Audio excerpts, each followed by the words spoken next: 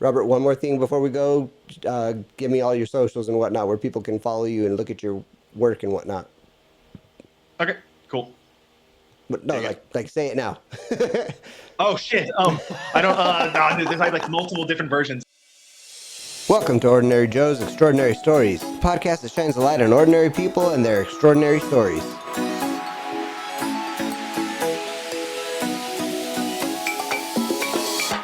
From small towns to big cities, we're sharing the real, raw, and inspiring moments that connect us all. Because every voice matters, every story counts. This is Ordinary Joe's Extraordinary Stories.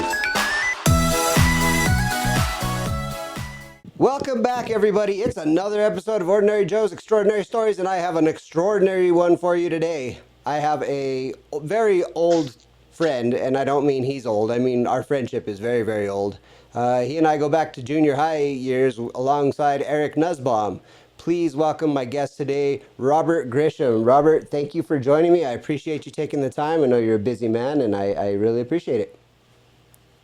Oh man, thanks for having me. I'm happy to talk, dude. That's awesome. You just mentioned going back a long time. Like damn, like junior high. That must mean like I've known you for 30 years. Yeah, like yeah, isn't that wild? Right. I'm gonna amend your statement. We are old.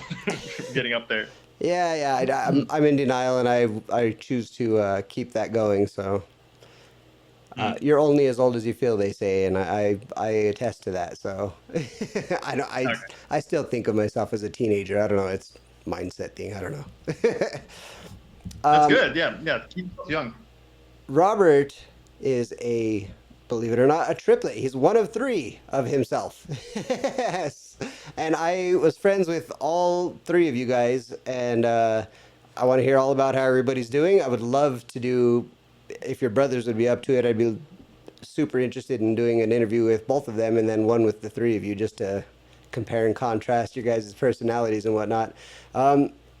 Let's take it back to after high school, because I'm sure you guys all went different directions at that point. Is what happened after high school with say for Okay. you and your brothers? I will try to give the Cliffs Notes to go as concise as possible. Okay, so let's say maybe after a year after high school, Michael moved to Texas. Okay. David and I stayed here for a few years. Then David moved to Texas, and Okay. then I was about 25. I moved to Texas, and then we all lived in Texas for a good while. And then I think David left in 2016, and I left in 2017. Okay, and what part of Texas were you guys in? Oh, Austin, Texas. Austin. Yeah. Damn, sorry, fancy. Hey, it's fancy now. It's what's interesting about that is like when I moved down there in 2007, I was like right at the period when it was like becoming like the hip alternative cool city. Yeah. And so like in terms of like living like a 10-year span, I was a really good 10-year span to live in it because it was evolving. But then it kind of turned over the last like maybe 3-4 years I was there, kind of turned into the whole like tech bro kind of thing where like everybody was getting priced out of like housing and everything like that. So, Sure. like I said, it was a good time to live it like during that time, but towards the end of it, it was not great. And it's even worse now. It's like everybody's priced out now. Yeah, no, I hear all about it all the time. I try to avoid Texas, but to each their own, you know. But I've heard it's a really nice place. I don't know. I don't even think that I've ever been there. I've been to the airport a couple times, flying through, but that's the extent of my tenure in Texas. Really? What airport did you go to? uh, I think this was probably a couple years back. We were flying to, I want to say Orlando, and I had a layover in Austin Bergstrom, I think. Oh, okay. And yeah, it was. Well, okay. No, I was just gonna say it's a really nice airport. Just I was only there for an hour, so that's as much of the city as I saw. I think I would say that if you actually ever visit Texas, only go to Austin if you want like a chill experience. Like I said, it's like it's changed into more of a tech sector area, but at the same time, there's just a lot of really good food there. There's Okay. a lot of good live music there. A lot of cool stuff happening there. And if you ever go there, just let me know. I can tell you about probably couple dozen places that you'll freaking love in Well, terms of food and I would culture. throw a wrench in that because the wife and I are vegetarian, so I don't know how that scene would change for us. Oh, we're actually, it's pretty alternative. I'm sure you can find some vegan places there too. yeah, Mm. we're vegetarian for the animals. It's all ethical, has nothing to do with health or anything like that. But Oh, that's nice. I like that. so, tell me about your college experience. I want to know all about your brothers too, but I figure I'd save that for when I talk to them, if I talk to them. If not, you and I will discuss the three of you again. But tell me about your college. Well, I never went to college. You did That's not what's go to interesting. college, bro. You are super I mean, I did. I impressive. did. I went to Austin Community College for That's for college. an associate's amount of time, but it was probably over the span of like 4 to 8 years, something like that, just like on and off. Because keep in mind, I never graduated from high school. Oh, no Like I kidding. What went happened all there? yeah, I went all 4 years, but I was in ACAT. Do you guys remember ACAT? Vaguely. It was a subset of essentially it was a subset of Santa Fe High School, and it was called the Academy of Communication Arts and Technology. It was a small building set to the side near the business center, and it was about maybe 100 students, No maybe about kidding. 6 classrooms. Yeah, so I went there, and what happened was I think I just missed credits in my first semester before I went into ACAT, and I was not the best student, and I didn't show up for a lot of classes. So when it came down to the end of the 4 years, I just didn't have enough credits. So I actually ended up getting my GED after that. Oh, okay. So that's when I started going to community college. Interesting. Well, your preacher to the choir is not the greatest student. I was far too fascinated with girls and cars to give a shit about schoolwork. And, down the line, you learn, you live and you learn, and I kind of regret it. But at the same time, I had a fun life. So, not, Yeah, exactly. Yeah, it's one of those things. It's like you can always regret it based upon the idea of something, but I think a lot of us wouldn't change who we are and where oh, we come from, I 100%. think. But so on that note, you went to Santa Fe High. I went to Capitol. I didn't set foot on Oh, Santa I Fe forgot High's about that. grounds. Yeah. Which was very Okay. unfortunate because I lost track of 90% of my friends from junior high. Like we had a whole big friends group, and 90% of you guys went to Santa Fe High, and my mom was oddly enough she was dead set against me going to Santa Fe High because their mascot was the demon. That was the only reason, and I was actually zoned for Santa Fe High. Wild. That's funny. What was the mascot for Capital? Jaguar.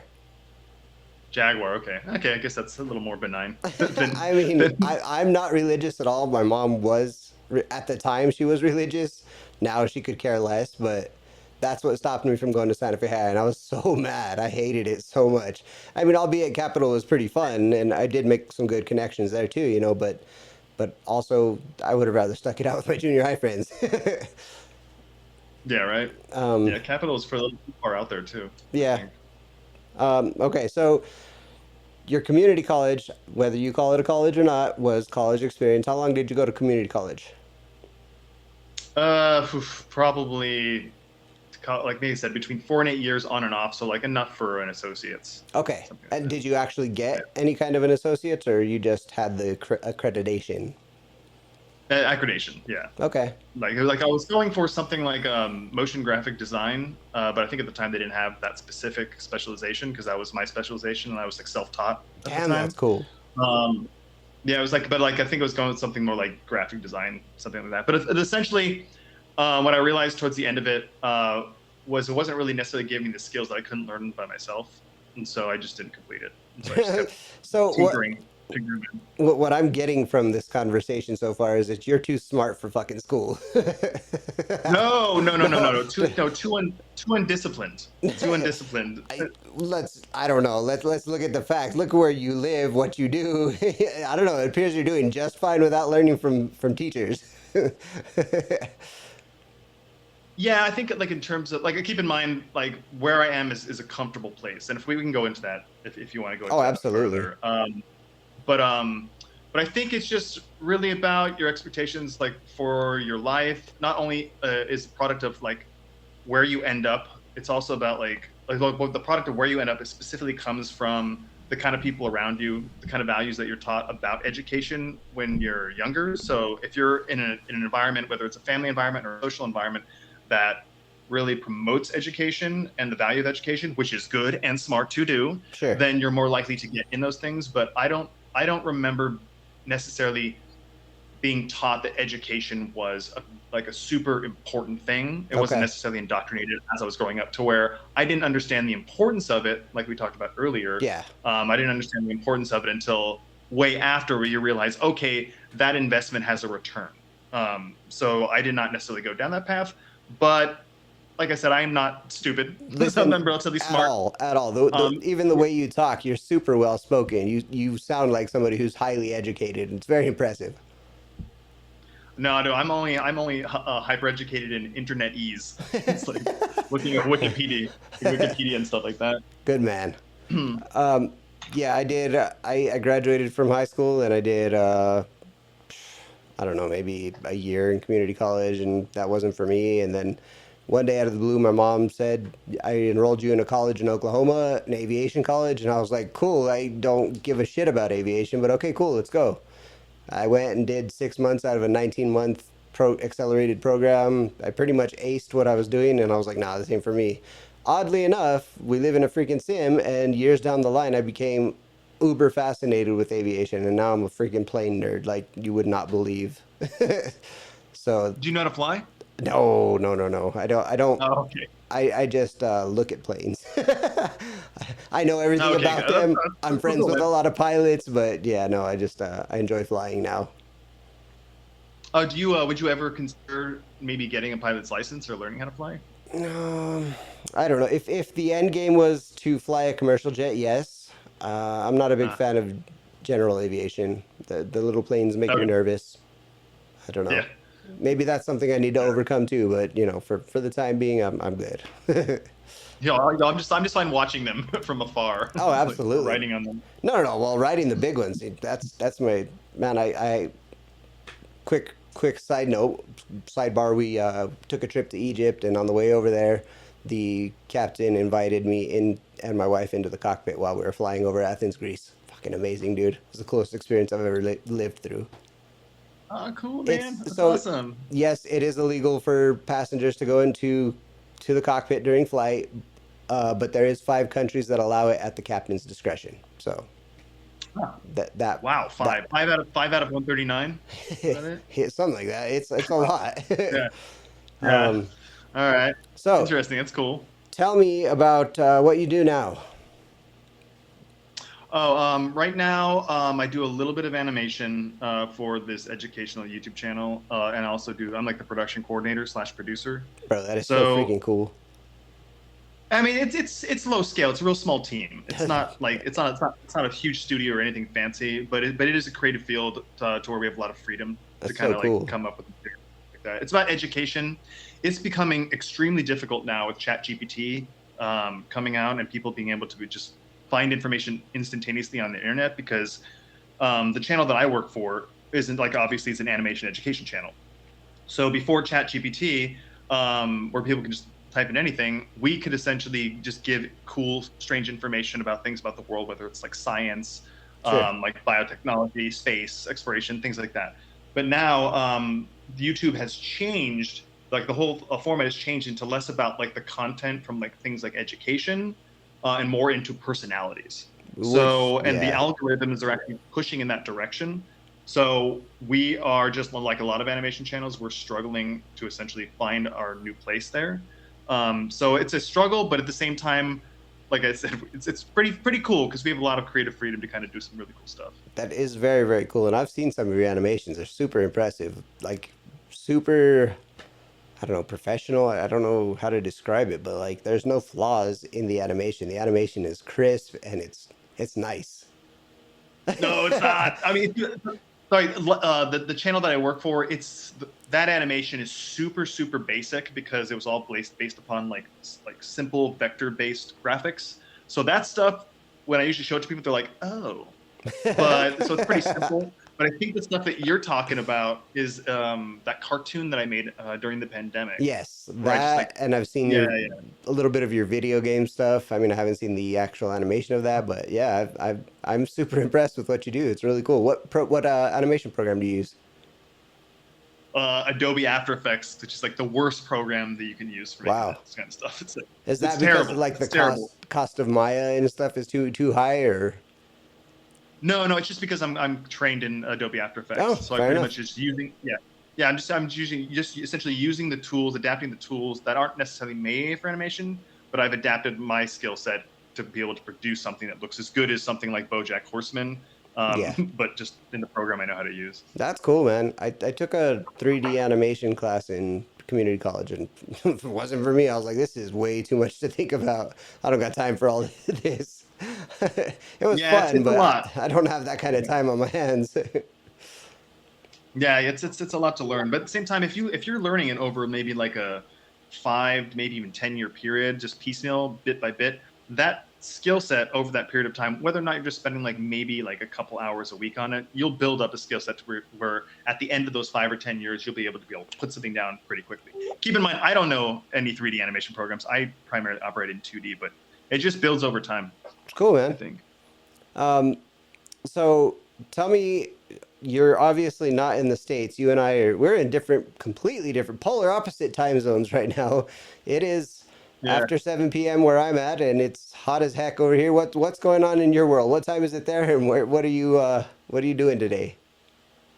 Oh, right now it's 8:14 a.m. That's wild. and it's also yeah, it's also super hot. That's kind of convenient though in a certain context. It's easy to kind of remember like times, especially if I want to talk to my mother who lives in Santa Fe. That's great. So it's easy to communicate like that. So But okay, you're in Hanoi, you said. Hanoi, Vietnam. Hanoi, Yeah, Hanoi, Vietnam. Vietnam. And how long have you lived there? About 7 years, almost 7 years. 7 years. That's wild. And you're a married Yeah. man now. Oh yes, I happily married man. Yeah, very very happy. Congratulations. That's amazing. Thank you. And Yeah, and congratulations to you as well. thank you. How did you meet your wife?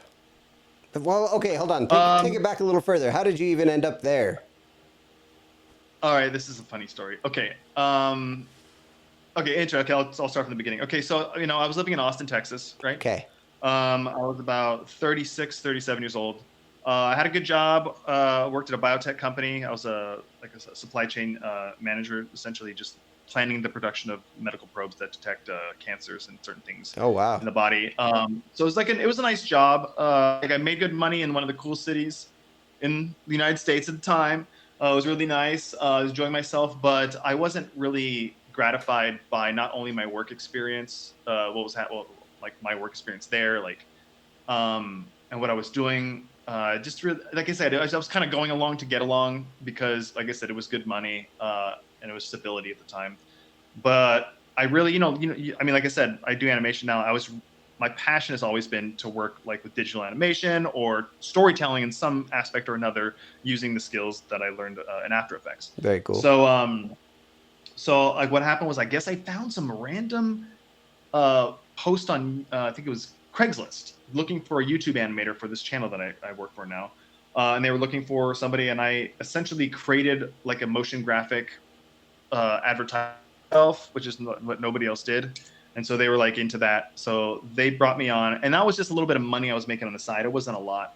But I really liked doing it. And then I kind of like looked at my situation where I was like, I'm not necessarily happy with my current job. I'm 37 years old. In my philosophy, we only have one life to live. So I was like, 100%. okay, I think, it's like one of those things. It's like, I think I know what this pattern is that I'm living through right now. Like I know, go to work, come home, hang out with people, your friends and stuff like that. Like I understand this pattern. I kind of want to change up and experience something that's atypical for my lifestyle. And so I pretty much cashed everything out, left my job because I had that side animation job with a little bit of income on the side. And I was like, I'll just go and travel somewhere for as long as I can. And pretty much just use this as kind of like a supplemental income for a little while and just see as far as I can get. Wow. And so, so I went back to Santa Fe about 3 months, kind of preparing for everything. Then I flew to Thailand, to Bangkok, where I lived there for a couple months. And then I went to Ho Chi Minh City for about a month. Then I came back to Thailand for about 3 months. Then I went to Hanoi, which is where I live now. And I just fell in love with Hanoi, Hanoi, sorry. I just fell in love with it here. I met my future wife. It wasn't anything romantic at the time, but I really liked spending time with her. The big city, Bangkok, can be a little much at times. So, and there was something about Hanoi that I really loved. It was very laid back, I love the people here in Vietnam. I love the culture. It's like a family culture, like friend culture. Like people are connected through families. Let me give you an example. One thing I freaking love about this place is there is such a connection between generations. Like in the U.S., it seems like if you start getting older, you eventually have to go to like a home or something like that. Yeah. But right now, at least for the moment, culturally, what happens is, you grow up, you have kids, you raise those kids, they go out and do their thing. But when you start getting older, you still live with your kids again. So like you never really get thrown out on your own. It just everybody's always taking care of each other, with grandparents help take care of the grandkids. And it's just like this cycle that keeps going with the family, and people are just connected. And I love that. Wow, that's interesting. So that's pretty much what happened was I came to Hanoi, went to Bangkok back again, and then I was like, all right, I think I'm just gonna go back to Hanoi, and then I came back here and been here ever since. You just did some nomadic shit. You just picked up and you're like, I'm gonna go here and let's see how that goes. And I'm gonna go here and let's see how that goes. That's fucking wild. Like that's so carefree. I admire that. That's really Well, interesting. yeah, like I said, it's I remember like the when I was on when I first got to Bangkok, first day, I was walking around some mall. I don't speak Thai, and I was just like, what the fuck did I do? Like I was like, oh shit. This is like I don't like this. But then like in a couple hours it was gone, and then it was all smooth sailing from there. But isn't there something to be said for cultural immersion? Like, after a few days you're just super deep in it and you're like, all right, I can deal with this. Like this is my new place. Yeah, it's really really cool. And I don't know if this is like I don't think I've ever heard anybody mention this, but to me it's very interesting when you don't speak like the language and people are just living their lives and they're talking in another language. It's very, at least for me, it's very interesting to kind of just appreciate people as people, I guess. Sure. Be like, oh, that's a little guy taking care of his grandson. Where like, you can't hear what they're saying necessarily, what they're talking about, but there's just something really interesting to be like I feel like we all carry an inherent bias, maybe with our own country or something like that. Like maybe I'll see a bunch of kids like messing around, Vietnamese kids or whatever, and I'll be like, oh, those kids are just young and they're having fun. They're making friends for the first time. And then sometimes I feel like I'll look at like an American group of boys doing the exact same thing, and my perception will be entirely different. To be like, you're like, those are a bunch of little thugs out causing trouble. yeah.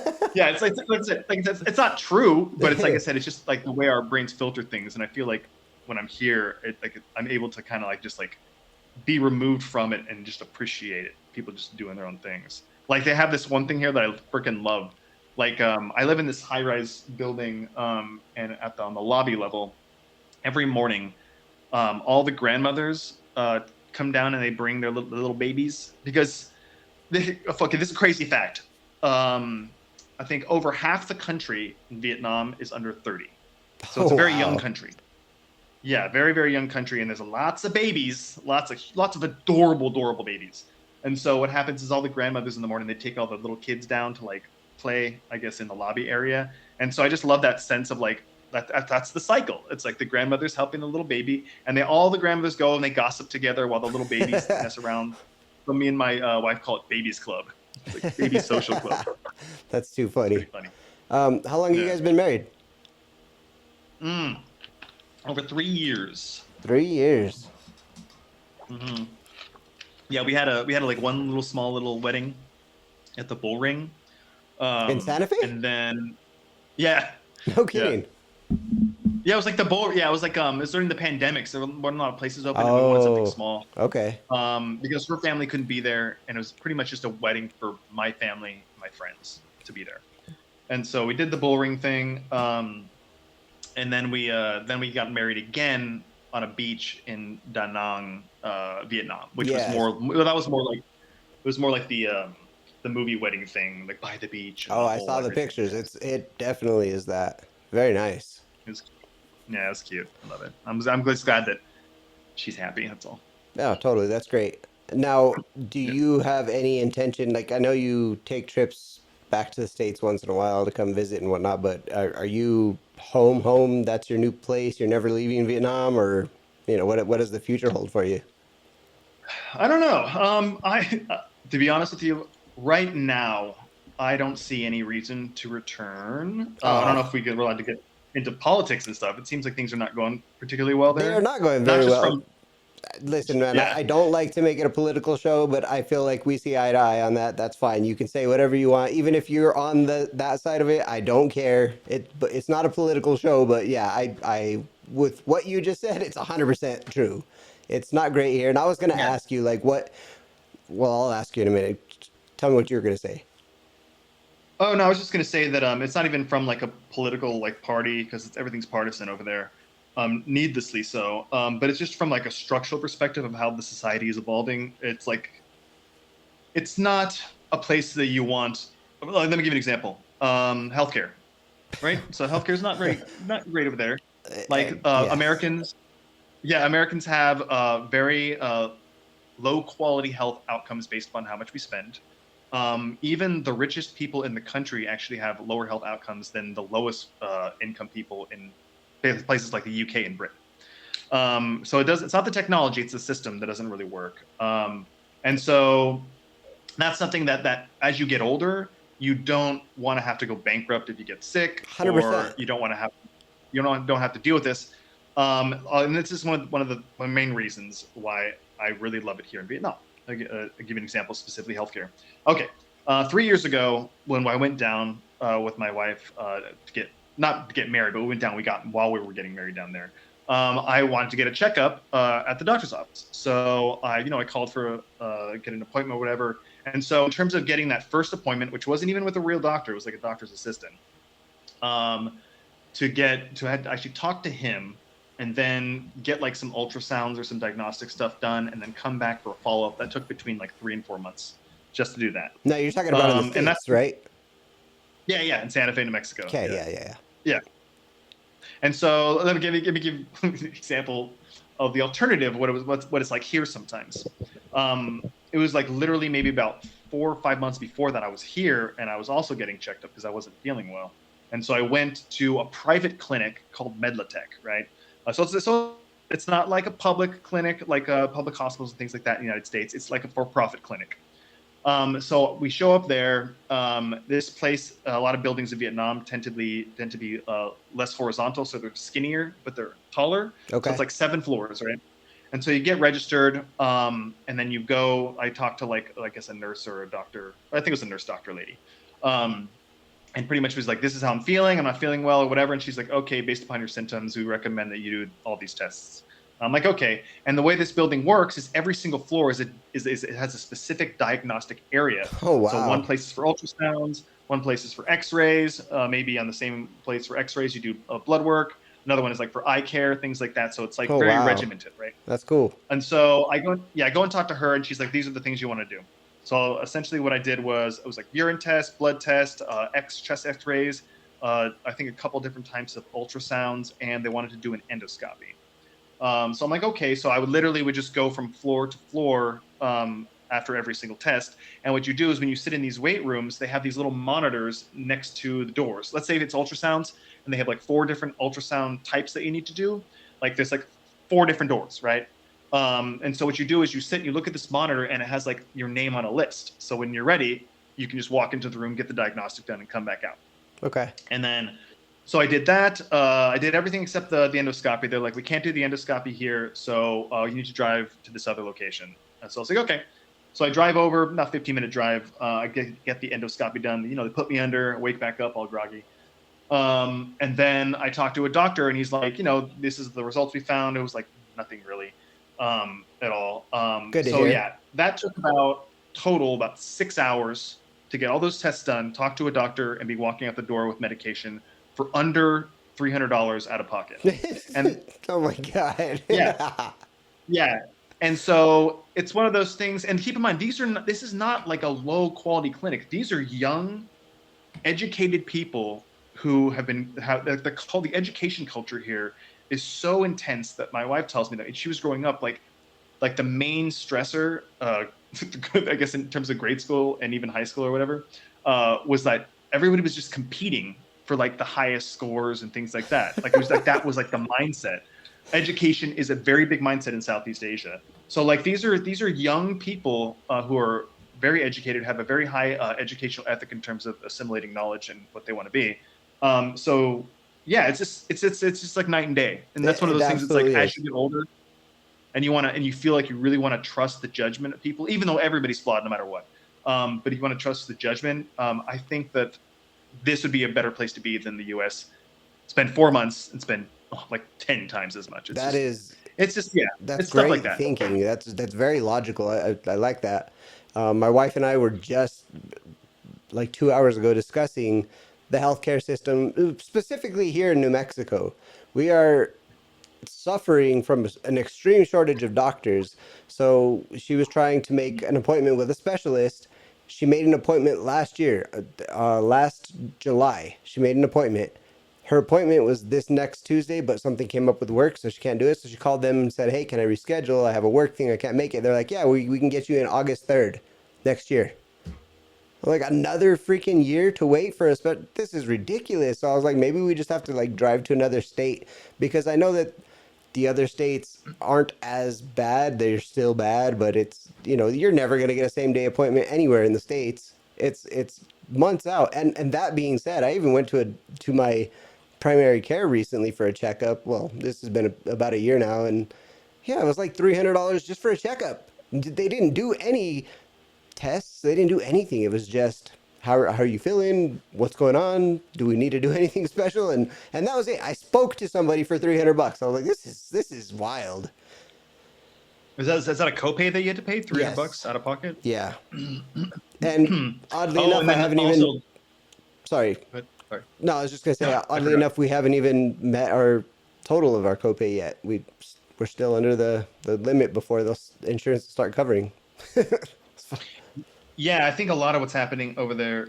Keep in mind, when I say over there, I technically actually do still live in Santa Fe. So like I don't live in Vietnam.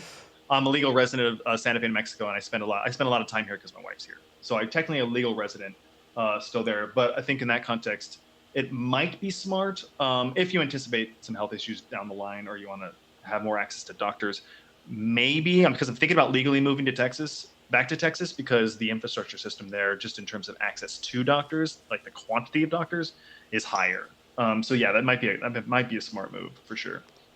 Uh, Texas is its own country these days, and it's not a country I want to be a part of. So, my aunt actually lives just outside of Dallas in Justin, Texas, and she started a huge dog rescue there, and she's doing great things helping dogs get homes and whatnot. So, I mean, that's one place that I'll go. But aside from that, I'm just very unimpressed with Texas recently. Like, there's been events, and again, with our political climate, it's just not somewhere I want to be. So Yeah. our thoughts is, and this is something I wanted to ask you about. What is like? I know you said you're still legally a resident of Santa Fe, but you spend enough time in Vietnam that we can say you live there.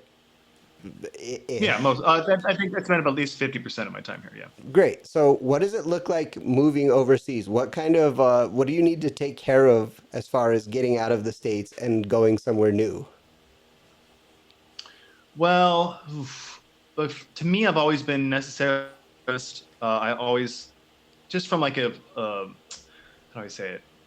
I try not to be too entrenched, I guess, at any one place because I never really know. I never really knew where I was going to stay, I guess. So I mean, like when I left, I think I had just paid off my car. It's like that would have been the only thing that would have tethered me anywhere from a financial liability perspective.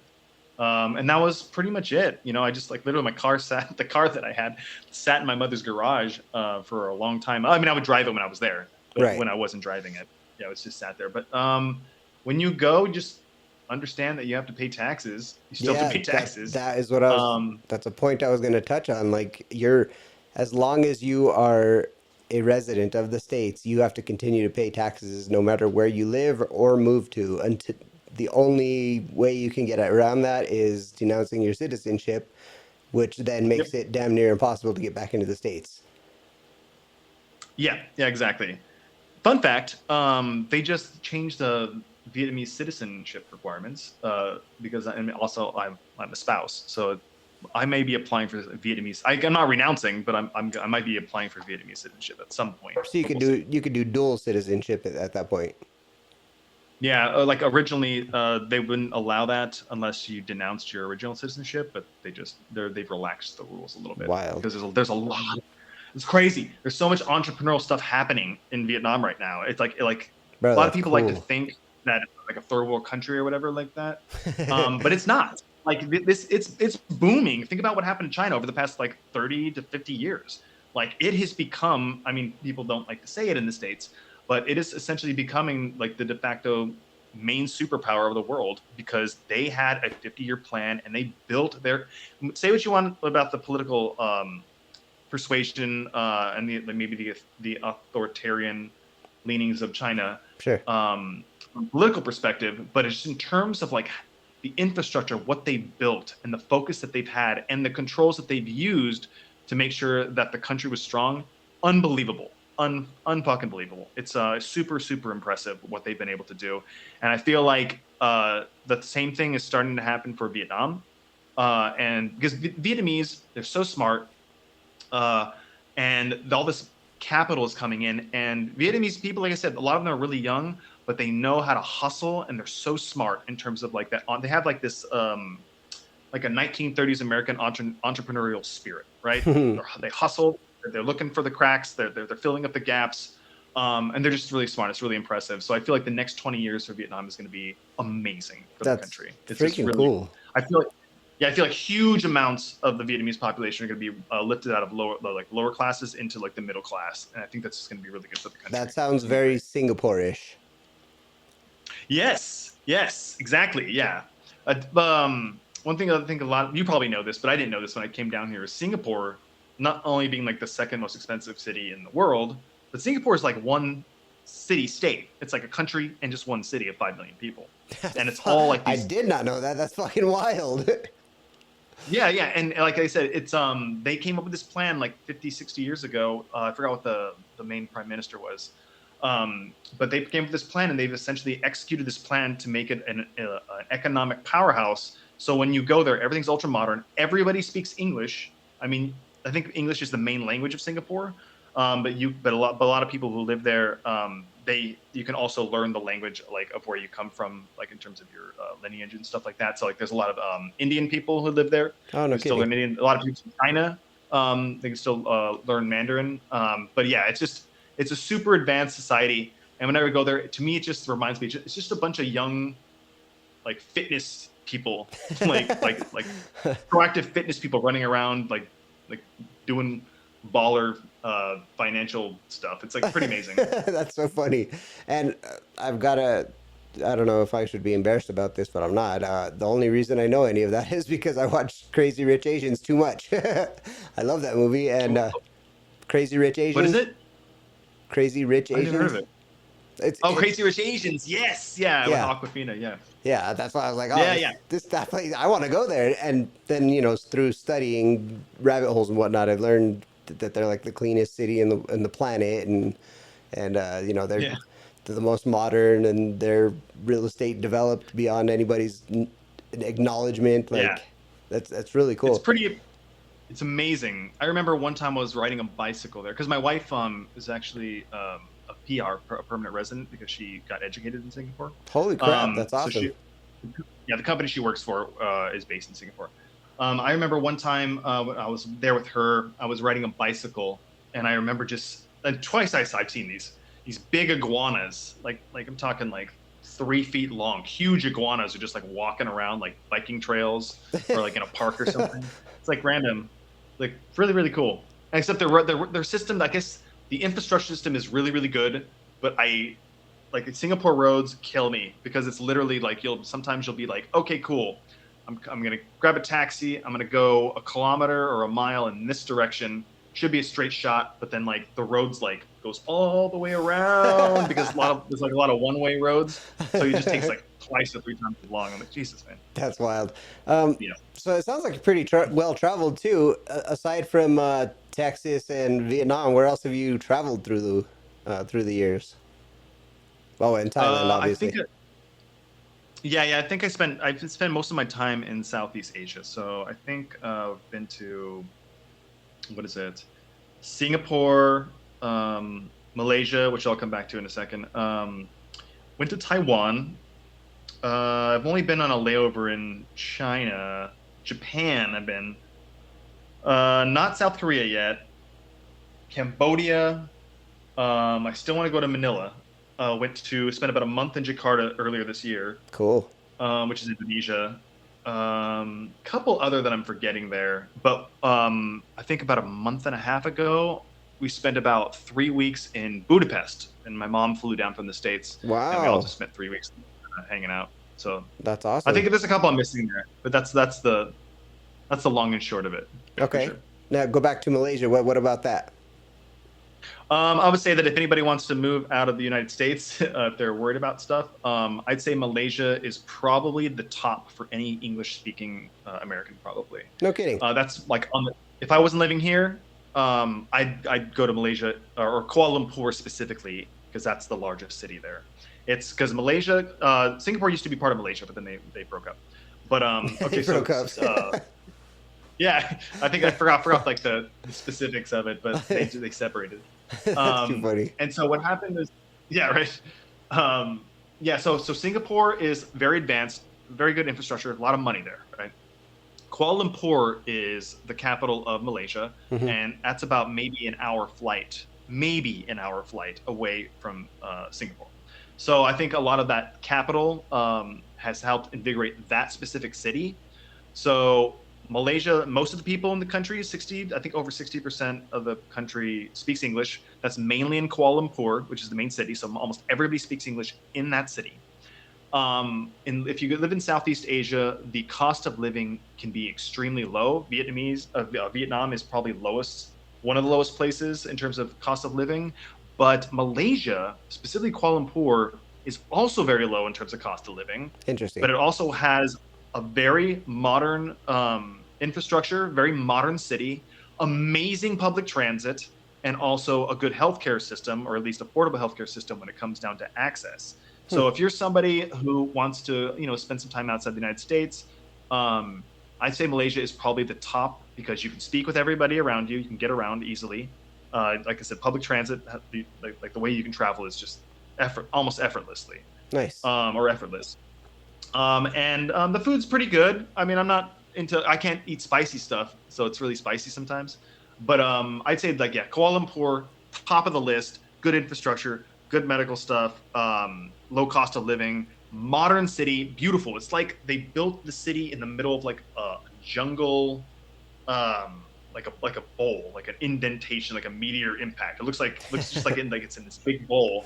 These beautiful, beautiful mountains, but it's hot as hell. That's the one thing. Listen, man, I'm a But yeah, tropical people, so that sounds wonderful to me. I live in the middle of the desert. I can tolerate heat. yeah, exactly, yeah. So yeah, I'd say that's what I was gonna say. It was like Kuala Perfect. Lumpur for anybody thinking about maybe spending some time out the U.S. That's That's like low effort, very low cost of living. that's great. Great advice. Thank you for that. Um, how's your Vietnamese? Are you actually learning any of the language, or is that not a priority yet? Anh đang I can say something. Anh đang học tiếng Việt nhân anh chưa hiểu nhiều, which means I study a little bit, but I don't understand anybody because That's I can't. it's pretty damn Yeah. advanced. Well, no, I mean I can speak a little bit, but like I said, it's all about phonics, about pronunciation, which I have not gotten down. So I can say Fair. things, but a lot of people don't understand what the hell I'm talking about, and a lot of people speak very fast, to where I can pick up things that I a little bit, but I don't understand the context of anything. But I am Well, still working on it, so well, I'm you've got learning. an interpreter with you at all times, so Yeah, she helps a lot for sure. Like does 90% she helps does she everything. ever does she ever Yeah. like teach you new stuff? Oh yeah, yeah. Like one thing we were doing, I need to get back on this, but one thing we were doing was I would come up with a phrase that I want to learn. I'm like, how do I say this? And Hmm. so we'd sit there because obviously like we're digital, we're content creators, so we have access to all this stuff. So I'm like, okay, I want to say this. So we say it in English, and then she says it in English, and then she says it like 10 times, or like she says it one time in Vietnamese. And what I'll do is I'll take that audio clip, I'll put on the actual English the phrases she does in English, and then I'll copy what she says 10 or 20 times the Vietnamese version. And so I'll create like a track of like 6 or 7 phrases. So when I'm going on my walks and stuff like that, I can listen to it over and Oh over again. wow, So that helps a lot. that's smart. Yeah. And then, yeah. And then I did like maybe a month and a half of teaching with like this specific program called, I think it's called Hanoi High Five, where I sat down with like a young Vietnamese person and they kind of like went through some coursework with me and kind of taught me a little bit. And that's where I learned the bulk of the stuff that I learned so far. So That's cool. yes. I've been doing Duolingo lately. I brushing up on my Spanish because growing up here, like I can understand much more than I can actually speak, but I'm working on Wow. that.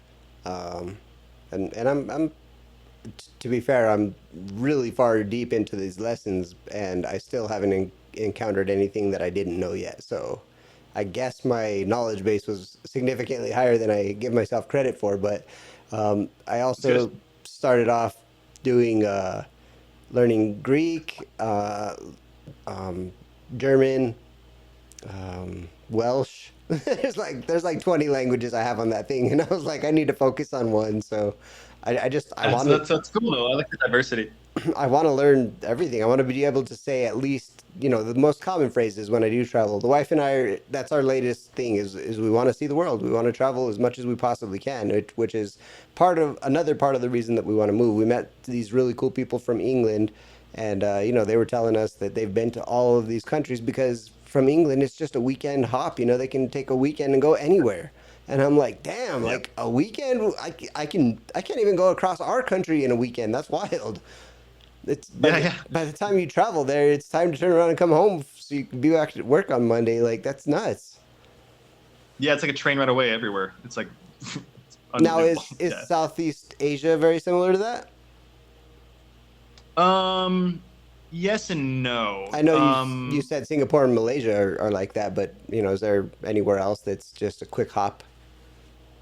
With it, technically, it is a quick hop by plane, but there isn't as interconnected. Like I assume that the ease of travel in the UK to countries around that, I assume that has something to do with the EU making it easier for people to be able to go across borders and things like that. Because you can get on a train in one of these countries in Europe and literally just you have to pass through like multiple different countries to get to where you're going if you want to go somewhere. For Right, instance, we were in Budapest, we went to Vienna, which is in Austria, right. and they didn't ask us for our passports or anything. We just got hopped on a train and we were in another country. So it's That's much so easier. cool.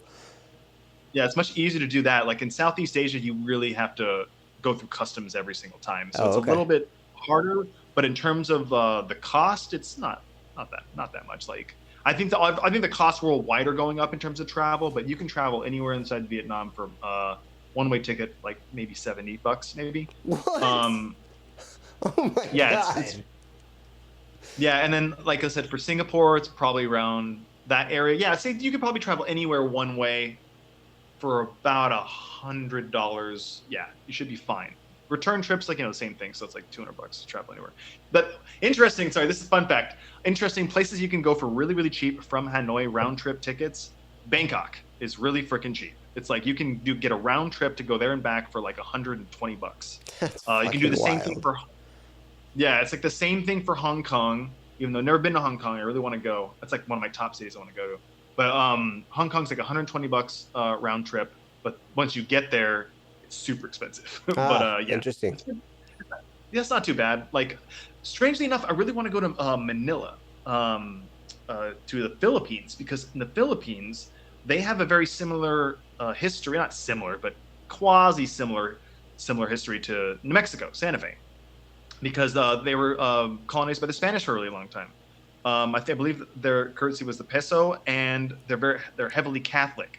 In fact, I really Wow. really like every Filipino that I've ever met because they have similar accents to New Mexicans, No and it's shit. really really cool. That is Yeah, it's really insane. interesting. Yeah, yeah. Like when I go there, I remember like when I first came here and I first meeting some people, I was like, these people make me feel like I'm at home because the way they talk and just like the culture. It's very interesting, very cool. That's crazy. Well, you've intrigued me. I'm gonna have to do some Southeast Asia travel now. Yeah, yeah. Yeah, I can give you some pointers too for sure. The Mediterranean was our last trip. We actually did a trip to Athens a couple months ago. We went on a Virgin cruise. If you ever want to go on a cruise, that's the one, man. It's so stress free, and the crew are just knowledgeable, friendly. Like yeah, it was. I can't say enough nice things about it.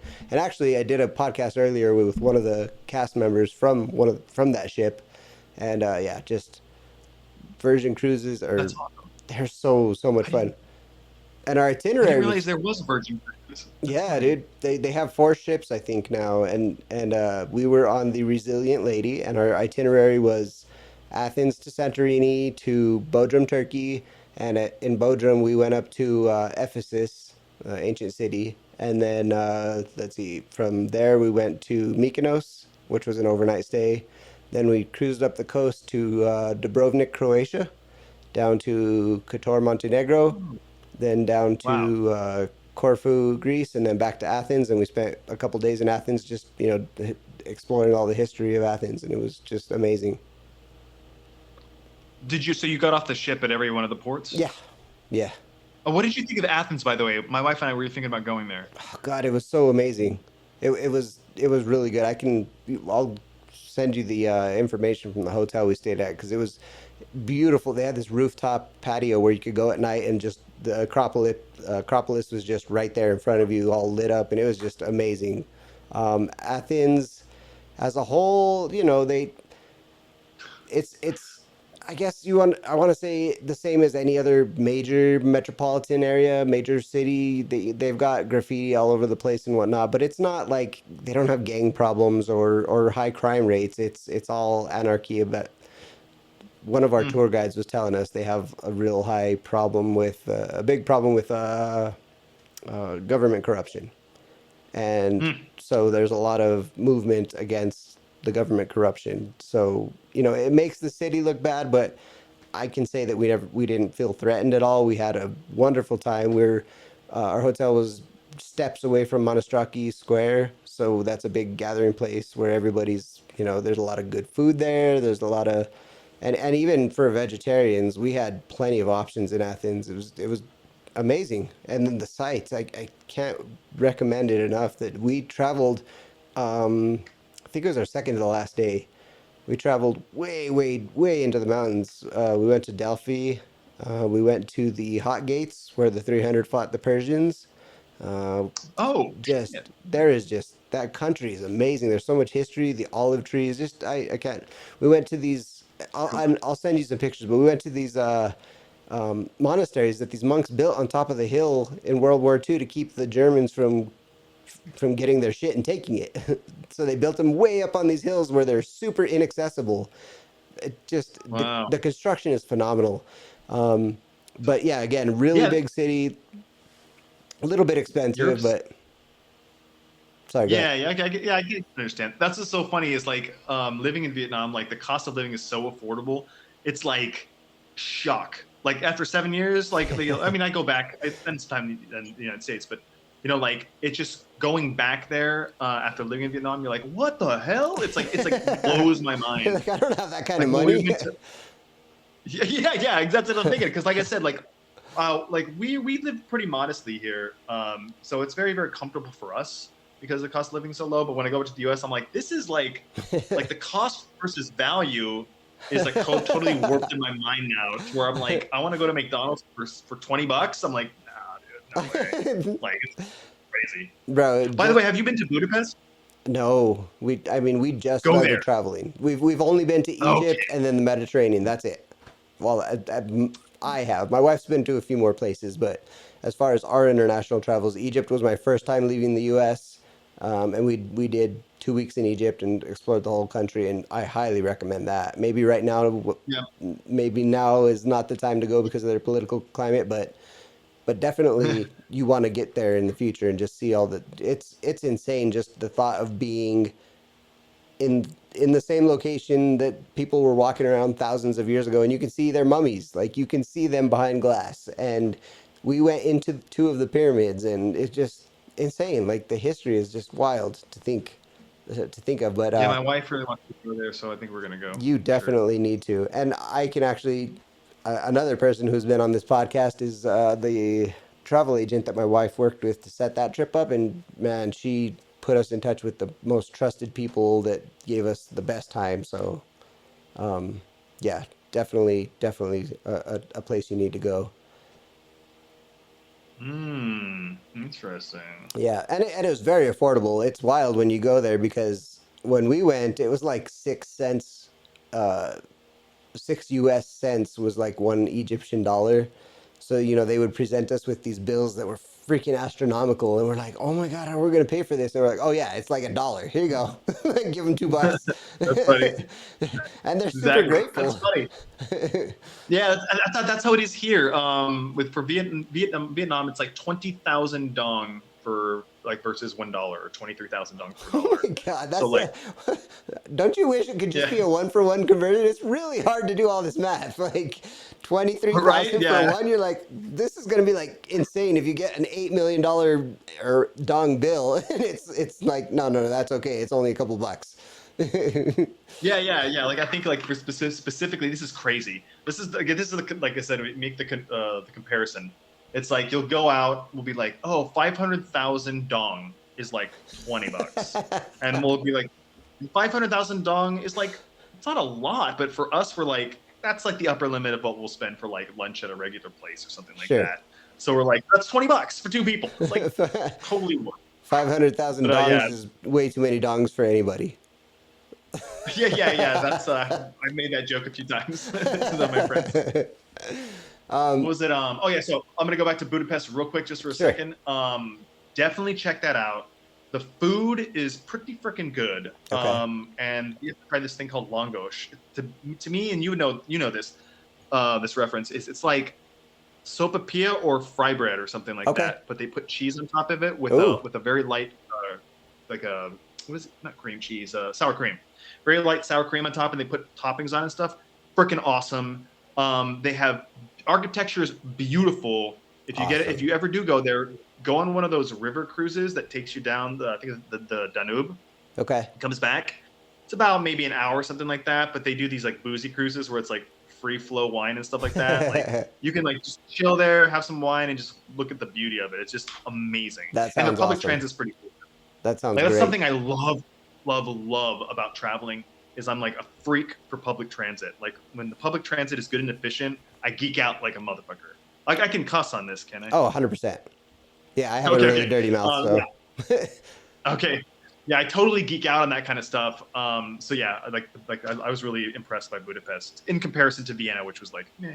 But Okay, yeah, so Budapest is on that note, Athens they do have public transit, but it's not the greatest. So like it took us damn near an hour to get from the airport to our hotel area on the train, and then the next train was like an hour out. So like it's not the most efficient. And mm, it's such a big freaking city that like a taxi ride from one end of the city to another, or even say from the airport to our cruise port, that was like an hour and a half drive in traffic, maybe 45 minutes without traffic. It's wild. And yeah. it's a lot of taxis. They do have all right bus systems. We rode a couple of the buses that were pretty decent, but they just get really, really packed. Um, hmm but I'm sure that Especially you've, from the airport. yeah. But I'm sure that you've seen tons and tons of scooters and stuff like that where you live. So they have that Yeah. sort of the same thing going on. Yeah, they're doing this crazy thing. Sorry, I don't mean to derail No, the please. conversation, but it just reminds me of random shit. Like, yeah, we drive a scooter around all the time. I love driving a scooter, by the way. It's so nice to be able to travel like that. But Hanoi is like they say it's like one of the most polluted cities in the world, or the most polluted city in the world, based on some recent readings. And it's pretty. It can be pretty bad because there's so many motorbikes everywhere. But That's I'm not wild. sure if you've ever seen any like reels or anything about people traveling motorbikes, but it's freaking chaos, dude. It's like the Millennium Falcon going through the asteroid field in Empire Strikes Back. It's like Dude. crazy it's coming at you all times. Never take your eye off the road, but I love it because you can travel very quickly. But what they're doing here is they have this company called Vin Group. And so it's like this developing company, one of the biggest in Vietnam. And what they do is they have this car company called VinFast, and essentially built all these electric vehicles, and now they're building electric scooters. And the government has now mandated that in Hanoi, most of the districts, they want to do like a conversion from gas powered bikes to electric powered bikes, and they're giving Awesome. like subsidies to everybody to do that. But at the same time, like I'm like, dude, how many freaking bikes is this? Like, have they built the bikes? Because we've noticed over the past few years that they're populating the malls and things like that with charging stations everywhere. Oh, So they're cool. building the infrastructure out. Now That's they're rolling out this.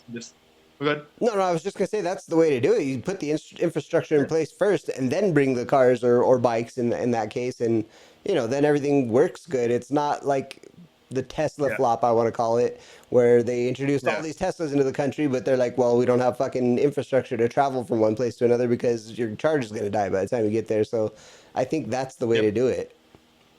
Yeah, yeah, that's okay. That's a larger point that's very interesting, but I don't know how they're going to be able to, because like I said, Vietnam is how do I say it? It's a country where there's a lot of upward mobility at the moment, but there's still a lot of people who live with not a lot of money to eat food and stuff like that. Sure. So like everybody drives around on cheaper scooters, for most people do. I feel like out of school, the average income is around $400 a month, something like that. Damn. So I'm wondering like how they're going to make sure everybody can have a scooter. But they, like I said, they're offering subsidies. I'm Yeah, really totally. interested in seeing that. That's cool. But when it comes down to like the implementation of the infrastructure that you're talking about, that's one thing that I've realized about here that is fascinating versus the United States, is everything has become such a battle between culture war ideas. And this is not just what's happening now. It's been happening for like 50 years. Is like nobody can get anything done. Like I said, they're building this infrastructure here, this whole system to go for electric vehicles. There's just like this ability for a lot of these countries, specifically like China and like Singapore, even like Vietnam right now, where their ability to get things done, they're just like, we want to build a new bridge, let's start building the bridge. But in the U.S., it seems like everything's a battle and nothing gets done. There's a lot of red tape, and it's all political, and you need this signature and that signature, and okay, like if it's a mandate for safety, then I understand that. But if you're just holding shit up to hold it up, that's like, why? Like, you want to advance our civilization, but you also want to hold it back because of improper paperwork. Like, if it's safe, and there seems to be a focus. Yeah, there seems to be a focus here where they're just like, we're getting this done. We have the people, the capability. That's cool. We just put it into motion. I mean, keep in mind, the regulations are probably not as stringent in the U.S. as like save more lives in the U.S., but which is good for that. But at the same time, it seems like they're much more capable of getting things done here. Like China's like coming out with like these amazingly high speed like Leviton trains or something like that, where they can travel faster than wild. Like an airplane. Yeah, like in Japan, I read this stat here that Japan they've had high speed rail operating for like 60 years, and there's not one high speed rail in the United States at this moment. It's pretty unbelievable. Oh god, no, I understand. Yeah, that blows my mind. We have the potential, we have the capabilities, we have the engineering, we have the infrastructure potentially that we could put into place. They just choose not to do it. It's not. Yeah, we just don't have the leaders. Yeah, man. Can you imagine traveling from California to New York in an hour and a half? Or like I want to go from Washington to Florida, and that takes 2 hours. You're like, that would be amazing. Can't even fly that fast. Yeah, exactly. Yeah. Then they had that whole Hyperloop thing that they were talking about, but that's unrealized. Like it's like not necessarily proven to move at those speeds. Right. That they're talking about. Like there was some guy, Elon Musk was talking about. He's like, what about building like that? He was like, he likes to throw a big out like these big sci-fi ideas, and he's like, what about building a Hyperloop under the ocean between the UK and the United States? Oh my you God. could travel there in under this amount of time. And I'm like, just take a plane. Like they were like, they said it would cost like. It's like they said they would cost like some ungodly amount of trillions of dollars. And I'm like, that is not a good return on investment. Like, I just don't understand it. No kidding. And the tickets are going to be $30. Yeah, good job. Yeah, it's like that doesn't make any sense. Like that sounds cool, but it's not applicable. But all right. So sorry, that's my rant. That's okay. I appreciate it. We're coming up on our time here, but I want to. This is Ordinary Joe's Extraordinary Stories, so I want to hear a Robert Grisham or a Grisham boy's ordinary or extraordinary story. Do you have anything in mind? I'm gonna put you on the spot, and I apologize, but Oh damn! Do I have an extraordinary story? Hmm. Extraordinary, I'll take sad. I'll take unbelievable. I'll take funny. Yeah. I feel like my everything that happens mostly is kind of a little bit extraordinary. Everything becomes normal. Give me an example of something somebody else said. Maybe I can find a comparison to that. Um, so okay, so what I do when I'm interviewed for this podcast is uh, I have a very long list of people that I've known growing up in Santa Fe who've passed away. That's abnormal, so I use that as an extraordinary talking point. You know, it's not something that everybody experiences. Like my wife grew up in Albuquerque, she doesn't know anybody who's died. And I have a very extensive list of people who were friends, who were relatives, who have passed on, which is so Yeah. bizarre in my head. Um, let's see, any kind of a jail experience, any kind of something you got into trouble for, something you barely made it out of, close calls, anything, I'll tell you two stories. One's please. it's kind of like that. It's kind of it's a really stupid story. It's like years ago. I was in Austin, Texas. This is like the stupidest story. It's the only thing I can come up with off the top of my head. I'm sure there's other ones. Okay, so like I guess like in Austin, Texas, I guess I was out late one night and I was coming home, and so I went to a gas station. And then I guess I was like putting gas in the car or something like that. This sounds very suspect. You keep saying, I Yeah, yeah. think, I guess, I don't know. Yeah. So I'm just saying, like, I went to the gas station, and so what happened was, I locked my keys in my car at the gas pump at like 2 in the morning. So it was one of those things where, like, do I leave it here? Like, if I leave it here, is it gonna get towed? Like, what's going on? And I was like freaking out, like not freaking out, like screaming at the sky, but you know, when you're in the gears were turning in panic.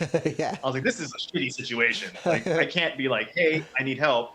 So essentially, what happened was I walked around the car about 2 dozen times, and then for some strange reason, because the doors automatically lock, for some strange reason, I walked over on the passenger side, which is never unlocked, was unlocked somehow. I just pulled the handle and opened. So not only is the story kind of anticlimactic, but I was an idiot. So that's No, one. that's perfect. That's a bad story. That's I'll tell you a perfect. good story. All right. I'll tell you a good story. This is when I was a layover in Japan about maybe 3 or 4 years ago. I was coming back to the US. And so I stayed in Japan and I had 12 hours layover.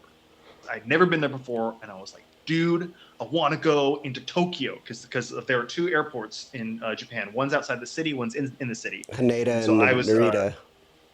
yeah. And so I was saying the one in the city, and I was like, oh, it's perfect. Okay, Haneda. I'm gonna go down to this place called Golden Guy, which is kind of like a lively street, kind of crazy. Okay.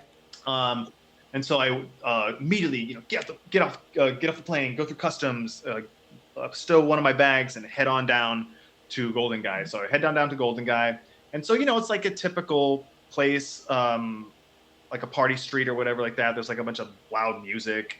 And what's strangely was there was a bunch of Nigerians outside of clubs trying to get you to come into clubs. But they were like clubs, and I'm not into clubs. Yeah. So I was like walking around, just like looking at everything. But they also have these cool alleyways where it's all these shotgun restaurants serving fantastic food. Yeah. And that was really cool. And then I was like, I just want to sit down, have a drink someplace, and just chill out.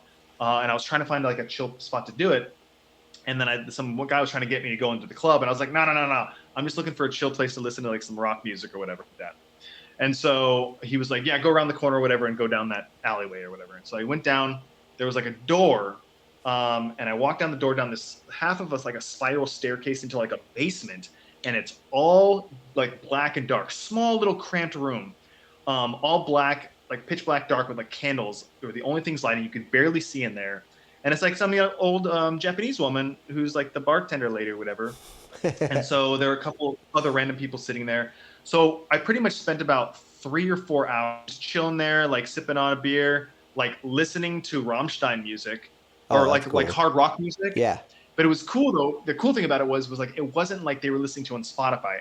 They literally had like this big CD book, and they showed all the lists of the albums and the tracks. And what you do is you pick a track, they pull out the CD and play it manually, Oh, like shit. on like CD player, That's and they wild. play it loud. Yeah, so it's just like chilling in the space, a bunch of international people, maybe 5 people total, because that's all really you could like hold in that place. These guys were from all different parts of the globe, all listening to Rammstein in the dark. That's It's like awesome. it was like just like yeah, it's just a cool experience. And because my layover was overnight, when I was done, I was going to take a train back to the airport, but the trains weren't running that early in the morning. But this is a cultural thing in Japan. Is I guess like they have these this term for guys who are workaholics. They're called like the working man or something like that. Okay. And they work so hard that they'll go out when they get done with work and they'll go drink and they'll like pass out on the sidewalk, right? They'll just like fall asleep yeah, they'll fall asleep where they're done like drinking or whatever. And people like leave them water bottles and stuff. And so like when I was on my way back to the train station waiting for them to open up, I did notice a lot of like Japanese businessmen sleeping on the sidewalk. Jeez. So it was pretty interesting. Culture So yeah, shock, that was a little bit extraordinary. That's cool, man. I have a lot of extraordinary stories actually. I'm just thinking about now, but I'll leave it at that. Yeah, no, that's great. Listen, I'm having to cut you short because I've got other stuff to get done this evening. But this was a great conversation, and I definitely want to do this again because you just those stories. I want to hear more about your travels, and then, like I said, I definitely want to hear more about you and your brothers, see how they're Yeah, doing and whatnot. yeah. So, Oh, fun fact! sure. In a couple months, we're all meeting in the UK to spend about maybe a week and a half together. So No we're gonna be kidding. traveling. We're planning Yeah. on going there in March. Oh, cool, man! Awesome, sweet. Yeah, And also, buddy. if you ever need any, well, I'll say a couple things before you go. If you never need any advice or places to go in Southeast Asia or whatever, let me know. Maybe we can meet up with you guys. Appreciate that. And the second thing was I did mention to you that I'm working on a potential like trivia show Oh that I'm yes, going to try to do live streams for. we didn't even. I'm still working on the rule set. I'm building it slowly, but Okay. you're more than welcome to join whenever you want because we're going to have a revolving list of people kind of coming in and out. Absolutely, and I'm totally down whenever. So I'm sorry we didn't get to talk about that either. I was totally unprepared for I'm this still one. working on it. Cool. All right. Well, this has been Robert Grisham. This has been another episode of Ordinary Joe's Extraordinary Stories. Do the like, comment, subscribe, share it with your friends, all that good stuff. And if you have any questions for Robert, one more thing before we go, give me all your socials and whatnot where people can follow you and look at your work and whatnot. Okay, cool. But no, like say it now. Oh shit. I don't. No, there's like multiple different versions. I'll have to send it to you in like the comments or whatever. Okay, Yeah, because I have like multiple different. At least say the educational program you work on, so people can put that in front of their kids. Oh yeah, Life Noggin. Life Life Noggin. Noggin. There you go. Yeah. All right. Well, this has been another one. I appreciate you, and Robert, I appreciate your time. Thank you so much for joining me, and we'll definitely do this again. All right, cool, man. Have a good night, man. Yeah, you too. Bye bye. Later.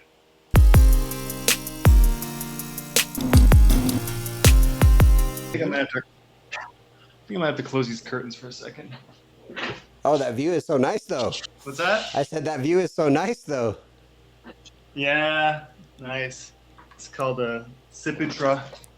It's like this community in Hanoi, Vietnam. They're building. It's like a bunch of rich people live there. Hanoi is we're not where you rich. live. Yeah. Wild. That's awesome. Okay, well, we'll get to that. I want to hear all about that.